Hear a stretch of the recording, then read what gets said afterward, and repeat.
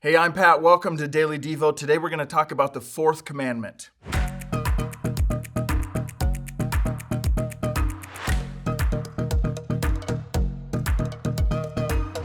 So we've been working backwards through the 10 commandments and primarily identifying how each of these commands point to the character of God. The ones that we will look at, or the one that we will look at today, is one of the most abused of all the commands. Now, I don't mean abused as in broken or not kept, although that could be. What I mean by abused is it's misused or distorted or misrepresented. Check out Exodus 20, verse 8 through 11. It says, "Remember to observe the Sabbath day by keeping it holy." The next few verses would explain that we have 6 days to work, and God is saying, rest on one of those days, the seventh. How sad that throughout the ages this command has been so distorted. To one extreme, it becomes this ugly, over-the-top legalist rule-keeping that has absolutely nothing to do with what God originally meant. The other extreme is where most of us probably are. We simply say, well, it doesn't apply to me. I'm no longer under the old covenant. But here's the problem. This is actually one of the most beautiful gifts that God has offered us.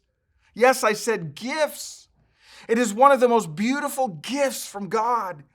We see it in the first chapters of the Bible, and it becomes a major theme in the book of Hebrews, and is a reality in the end of the book of Revelation.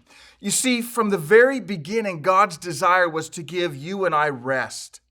Once again, we see his character of love for the pinnacle of his creation, you and me as humans. He knows what we do to ourselves when we don't pause, when we don't rest, when we don't take time out, when we start thinking that everything relies on me. When our life turns into one giant do list, it's not healthy. And God knew that. And so in his grace and love, he instructed us to stop, to take a breath, to take your eyes off of your to-do list, to quit thinking everything in this universe relies on you or revolves around you. He called it a Sabbath. I wonder how much of our anxiety, our fear, our worry, and exhaustion is a result of not following this gift from God.